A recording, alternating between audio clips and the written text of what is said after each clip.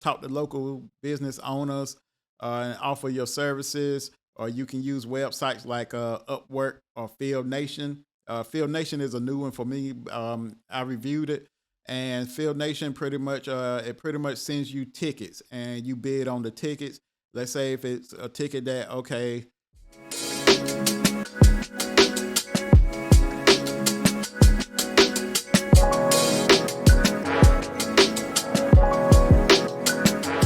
Welcome to Debt Free in IT. My name is Mike. This podcast is for anyone who's looking to get into the IT industry, whether it's for a career change or you're just interested, you come to the right place. So, in today's episode, we're looking at some ways to get experience as a beginner in the IT industry.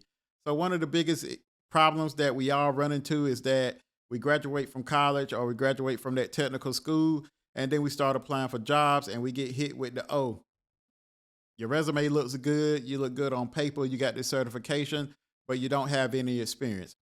So today I plan to go over some options that could help you to get some experience that you can put on your resume. As with everything, everybody's journey is different. This is just some options that may help you out to help you land that first IT entry level role. So the first thing we're going to look at is this mainly is probably aimed towards college students or recent graduates, and that's internships and work study programs. So while you're in college, you can start searching for internships. Usually, big companies usually offer some sort of internship. It's all good if it's local to your area, the better, or if it's remote. But what they may do is bring you along, have you work in a certain position as a intern, and this position could be paid, or most of the time it's probably not paid at all, or it could count towards a credit for one of your courses in school. A lot of times you see this done in the biomed environment. So usually with biomed, their last semester, most of the students they're out working an internship at a hospital. Usually what end up happening is after they graduate, then whatever hospital they're working at ends up hiring them. So the same thing that we're looking to achieve that you achieve in biomed, this is the same thing we're trying to achieve in IT. So you get this entry level or this internship, and pretty much this company will have you working maybe for a couple of months or maybe for a semester. But the plan is if you can find these internships, then you can work that role, get that real world experience, and then you'll have that experience to put on your resume. And then when you're graduating high school, you already have some sort of work experience, some sort of real world production experience that could help you to land that first role. So that's with internships. But then you have what's called, a lot of colleges may call it work study programs. So this is where you're enrolled in a college under a IT curriculum, and the college is looking for help. So usually, the college is looking for help. So they may hire students as work studies. And then with these positions, most of the time you're probably paid. But the good thing with this is by the time you graduate, then you already have however many years that you worked for that college. You already have that to add to your resume for experience. So start looking for some internships or some work study programs if you're currently at a college. The work study programs, a lot of times you may be come in doing a help desk role, a desktop role, or wherever that college may need some sort of help in. So the next way to gain some experience is by volunteering. So volunteering, this is where you want to look for some nonprofit organizations. A lot of times, if it's a smaller nonprofit, they may not have the means to pay any kind of IT personnel. And when I speak of this, a lot of time what comes to mind is churches, your local community centers. So a lot of times these places may need someone to help on the IT side of things, where if they may need a wireless network set up, then you could go in, set up that network, and maybe if it's a church, you could help them with their Zoom meetings if they have church service offered via Zoom. Or maybe if you're in a large area, then you have what's called the mega churches, where then you can offer to volunteer as some sort of IT support for them. And then with this, you're actually getting that experience in the real world because, when that whole service, everything has to be on point.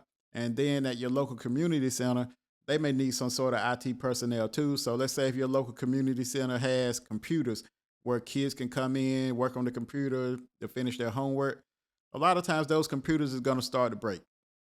It may be user error where the students that's coming in using them may end up breaking them, but they're going to need somebody to try to repair those computers. And then another option would be like looking up nursing homes. So a lot of these places, they're small, but they do use technology and they do use need IT personnel. But a lot of times they're so small where they may not be able to afford an IT personnel. So approaching one of these organizations may end up leading to a permanent role, or it may end up leading to you getting a job elsewhere because of you got that experience. So you can come in, help them, and volunteering. Some of them may even offer to try to pay you a little something, but that's not guaranteed. But volunteering, that's another way I think that you can gain some IT experience, some real world experience that you can include on your resume. So the next way to gain IT experience is to network with other IT professionals. So this is one thing that I think a lot of people forget about. But a lot of times in IT, it's one of those things where it may not be what you know, but it could more so be who you know. So just by networking, getting yourself out there, talking to people, going to networking events, especially you may be able to find some events that's geared towards IT professionals. A lot of times they may have after work mixers or the security meetups or networking meetups or coding meetups. So you want to look for those events in your area. You kind of can go mingle with people, build a rapport, maybe form a friendship with someone, and then you never know who you run into. Because a lot of times, if you meet someone who's working at a good company and they know that you're interested in this certain position, maybe you're interested in networking, maybe you're interested in programming, but then just by having that relationship, if an opening becomes available at that person's company, then they can recommend that position to you. And then you can have their name to put as a reference. And then that way, or they may even be able to do better. They may know the manager for that position and be able to go in and vouch for you.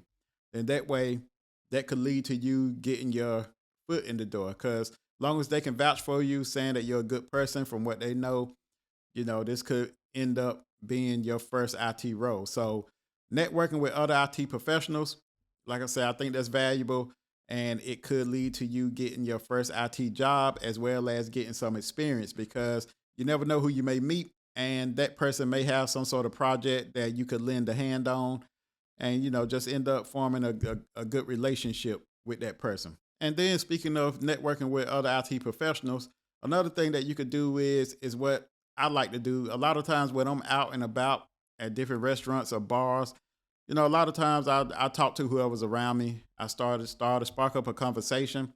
And a lot of times you'll be amazed how many times that you're sitting beside someone who's in the same field as you. So I've done this plenty of times. It's second nature now. If I go to a bar and I'm sitting there talking, a lot of time I spark the conversation. And then a lot of times it end up being that I'm talking to someone who's in IT also, who may be in security, who may be in networking, who may be a programmer. But a lot of times you never know unless you open your mouth. So the old saying that closed mouths don't get fed is very true. So network with other IT professionals. So if you're finding value in this episode and you're listening via YouTube or your favorite podcasting app, please leave me a review or a comment as it does help out the channel. And if you have a friend who might need to hear this, please share this episode with them. So the next way I have that you can gain some IT experience, works real well for any kind of coders or programmers. It works well for anyone in any other IT department, but coders and programmers especially, is having personal projects and labs. So, like I said, it works well if you're a programmer or a coder because you can go in and have your pet project. It may be building an application, building a mobile app, or designing a website.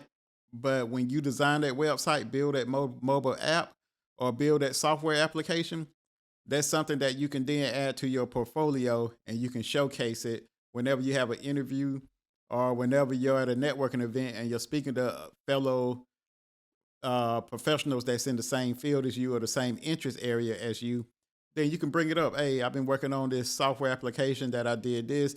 And then that kind of shows that you actually know what you're doing. But then let's say if you're not a coder or a programmer. So on the networking end, this is where you can do labs, or if you're in cybersecurity, This is where you're gonna have the labs that you do, where you can someone know, or someone's interview you. Yeah, I do labs, or I have a lab environment at my home. So if you're in the server side of things, you may have a vSphere server or something you have set up at your home. You may have your own little home network lab that you go in and just lab on, where you may have a couple of routers, a couple of switches, a couple of security devices, or you may have some virtual devices.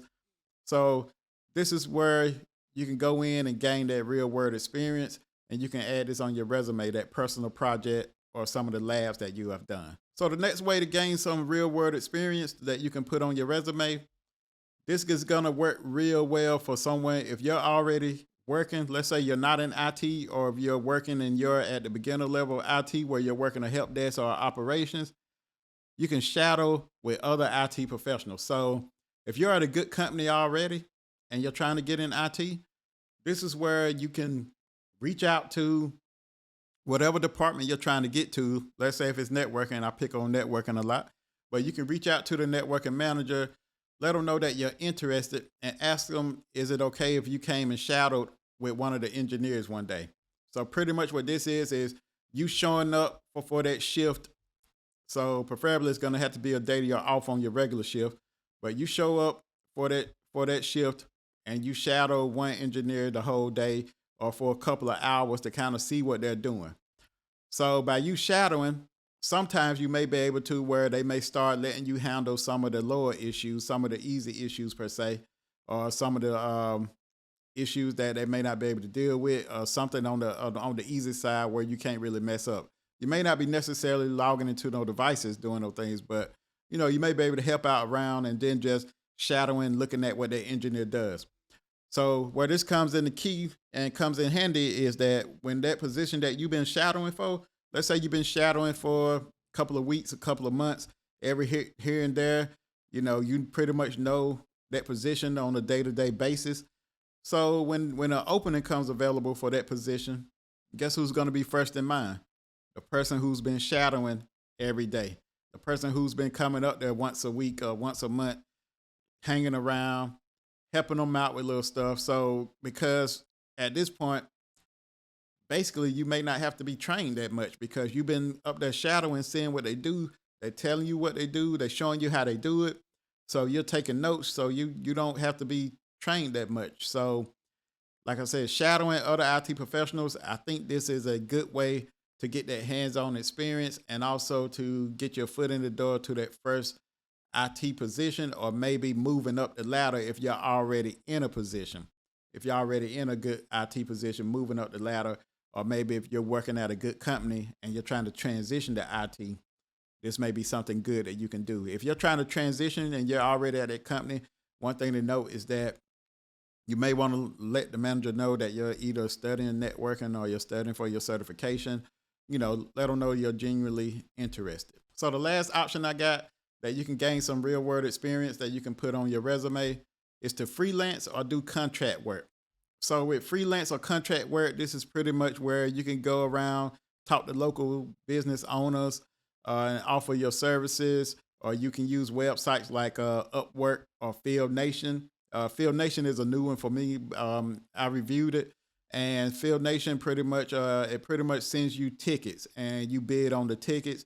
Let's say if it's a ticket that, okay, 20 miles away from me, they need this piece of equipment installed. It tells you to pay. You can negotiate your pay. So you decide to accept it, and if you get approved for it, if you win that bid, then you go out, do the job, then they pay you. So pretty much these ways here makes it a little easier than back when 2008, when I was trying to get into the game. So it makes it a little bit easier, because like now you can do it from the comfort of your home. It may be something you can do remotely. And then you can look on Upwork. They have plenty of clients out there that you can be paired with. Same thing with Field Nation. Pretty much they bringing clients to you, and you can be paired with them. And then you can, each job you do or each ticket that you do, that's experience that you're gaining that you can add onto your resume. Or you can say, okay, I've been a Field Nation working as a contractor or a freelancer for this amount of months or this amount of years. That way it shows that you are capable of working in a real world production environment, because a lot of those um, clients are going to be looking for something in the real world. So there's something good that I think you can do. And also, some of them you can start to make pretty good or pretty decent money. So I know on Field Nation, some of the jobs range from 50 an hour and up. Some of them may be a little less. You just have to pick and choose the job that suits you. So freelancing and contract work, I think that's a great way to gain some IT experience and could lead to you possibly getting that full-time role and getting your foot in the door. So that brings me to the end of this episode. Hopefully I have provided some value to you. Getting experience takes time, as well as getting into the IT industry. It takes some time. The only shortcut is to trust the process, and it will come. So if you're on Instagram or TikTok, you can follow me at debtfreeinit. If you have any questions, you can email me at debtfreeinit@gmail.com. Other than that, I'll see you next week. Peace.